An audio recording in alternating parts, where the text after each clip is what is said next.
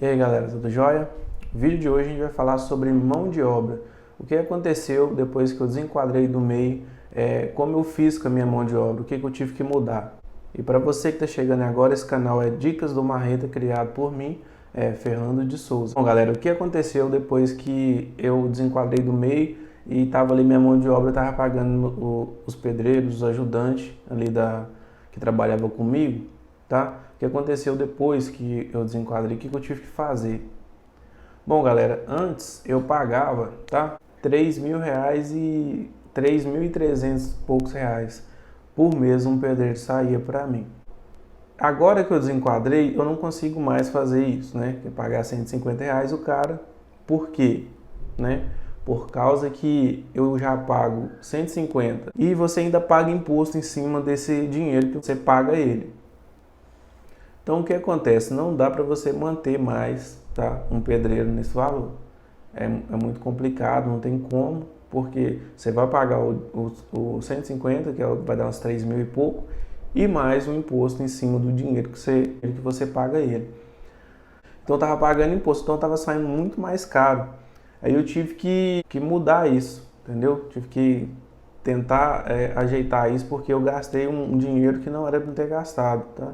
Porque eu paguei normal e o meu imposto vinha de outra forma. O que eu tive que fazer então? Eu tive que conversar com os meninos, os que quis ficar, eu tive que assinar a carteira deles, porque por esse seguinte motivo que eu tive essa ideia, porque eu ficava com um valor fixo, eu sabia quanto que eu ia gastar com cada funcionário. Porque antes eu pagava o cara a diária e eu não sabia quanto que eu ia gastar. Por exemplo, o cara ia rebocar um quarto, uma sala dessa, por exemplo.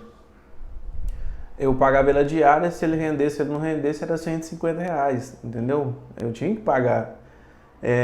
E também, por exemplo, vamos supor que eu precisava do cara na semana e falava, não posso ir, entendeu? Não tinha como eu ressarcer essa perca. O serviço atrasava, virava aquele negócio, porque não tem como você fazer uma base de cálculo quanto você vai gastar por mês, sendo que você não sabe o valor fixo que você vai gastar. Então é muito complicado. Então o que eu fiz? Eu tive que mudar minha mão de obra. Ainda estou em transição, tá? Estou mudando minha mão de obra. Tive que contratar pessoas para trabalhar de carteira assinada, porque eu já sei quanto que eu vou gastar, eu já tenho um valor fixo. Então, eu tendo valor fixo, eu sei quanto que eu vou gastar e eu sei quanto que eu tenho que entrar dinheiro para me pagar minhas despesas, pagar o funcionário e sobrar o meu lucro, tá? Aí ficou mais fácil de eu calcular, de eu saber. Antes era complicado, porque eu pagava diária, eu não sabia quanto que ia terminar. Por exemplo, se eu dava um valor lá de uma reforma de R$ 10.000, pagava o pedreiro a 150, tá? E se ele gastasse 3 meses para fazer o negócio, o dinheiro não dava, não pagava. Não pagava combustível, não pagava o que eu gastei, não pagava nada. Então eu já sabia o que tinha para fazer e sabia o tempo certo, tá? Eu sabia que eu tinha. Agora eu sei quanto que eu tenho que pagar, eu tenho que pagar X por mês, então eu sei quanto tempo que eu tenho que gastar naquela obra. Então eu tenho que fazer o possível para me gastar aquele tempo para não dar nenhum problema. E fica mais fácil também, porque o que acontece? Em obra, quando todo mundo que mexe com obra sabe que deu na sexta-feira, quem trabalha a diária, ele na sexta-feira ele quer receber. E quem trabalha com carteira assinada, ou tem o adiantamento no dia 20 mais ou menos, e o salário. Então você consegue até chegar no tempo lá de pagar ele, você consegue arrumar o dinheiro. Mas quando você está trabalhando com cara diária, chegou na sexta-feira, se você não pagar ele, na segunda ele nem aparece. Até você conseguir arrumar outro, dá uma dor de cabeça. Vendo isso, eu tive que transferir, né? Fazer uma mudança da forma de contratar essa mão de obra. Eu tive que contratar pessoas que já trabalhavam no ramo de carteira assinada.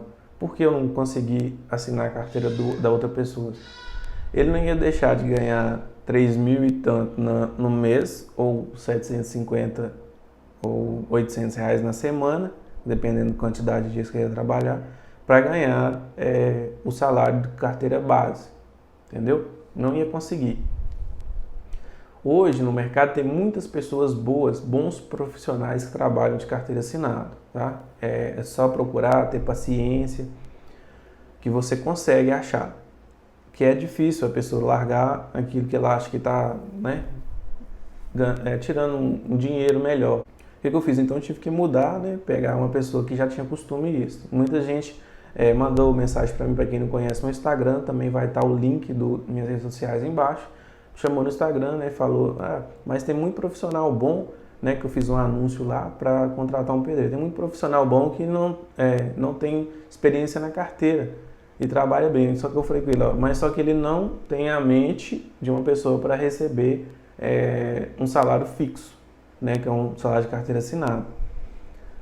Porque a pessoa não consegue encaixar isso. Então o que eu tive que fazer? Mudar todo o meu ramo de mão de obra. Sair das pessoas que são autônomas, né, e ir para pessoas que trabalham de carteira assinada. Tem muito profissional bom que trabalha de carteira assinada, é só a gente procurar, dar um pouquinho de trabalho, mas a gente ter paciência e procurar, acha. Eu tive que fazer isso para poder conseguir. Como eu expliquei, né, quando a gente paga imposto em cima do dinheiro que ainda a gente paga ele pela semana. Então eu tive que fazer essa mudança. Como manter uma mão de obra boa, né, bacana, né, contratando uma pessoa de carteira assinada? Nesse caso, o que a gente vai ter que fazer? Tá? Uma experiência minha.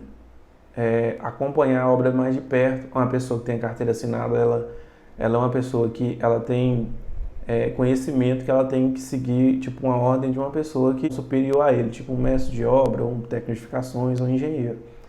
É mais fácil você conduzir a obra dessa forma. Por exemplo, que eu vou dar um exemplo bom para vocês. Se você contrata um profissional que é de fora, então contrata tipo, daí ele passa para ele por empreitada, por exemplo, uma venaria para fazer. Se você chegar e colocar o prumo na parede dele para conferir, rapaz, você não sabe a briga que você arruma, tá? O cara fica furioso, entendeu? Fica furioso. Quando você chega num profissional que trabalha com carteira assinada e coloca o prumo na parede dele e tiver errado, ele fala assim, não tem como desmanchar, arrumar. Ele fala, na hora, ele faz assim, na hora, ele vai lá, desmancha e faz outra parede. Essa é a diferença de você chamar uma pessoa que trabalha como autônomo e uma pessoa que trabalha de carteira assinada. E só que também você tem que, se você não puder acompanhar a obra, tá? Estou falando de uma pessoa que está no ramo da construção civil, não consegue acompanhar a obra, você colocar alguém, tá, que entenda do assunto de construção civil. Não tipo, se você chegar a contratar um estagiário de engenharia e ele ainda não tem alguns macetes, você vai passar um pouquinho de dificuldade. Mas contrata alguém que tenha um pouquinho mais de experiência, tipo um mestre de obra, alguma coisa assim. Você vai pagar um pouquinho mais caro, mas você vai ver a diferença que vai ter sua obra. Porque quem não tem experiência, chegar aqui, tipo uma parede dessa aqui, por exemplo, a gente tira um prumo, ela de cima até no ponto de baixo, que na hora de rebocar, as irregularidades ela vai, ou afinal, engrossar no meio da parede. Se você colocar um prumo no meio da parede, tá?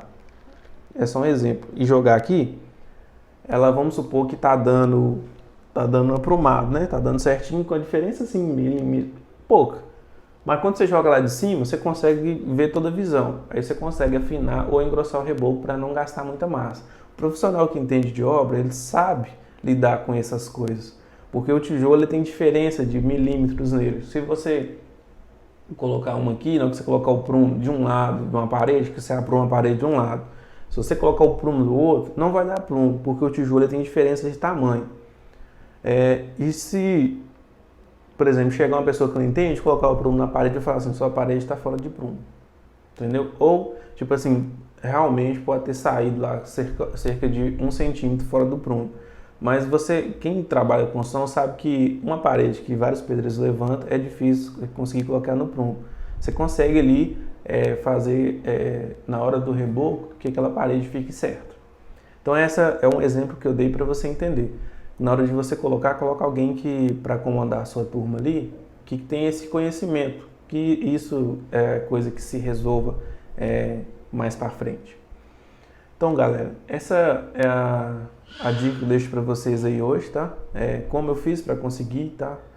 Organizar e mudar minha turma, né, de trabalho, que infelizmente alguns não podem ficar, né? Infelizmente alguns não podem ficar porque não tinham costume de trabalhar dessa forma. E eu tive que renovar toda a minha equipe. Não que isso seja um bicho de 7 cabeças, tá?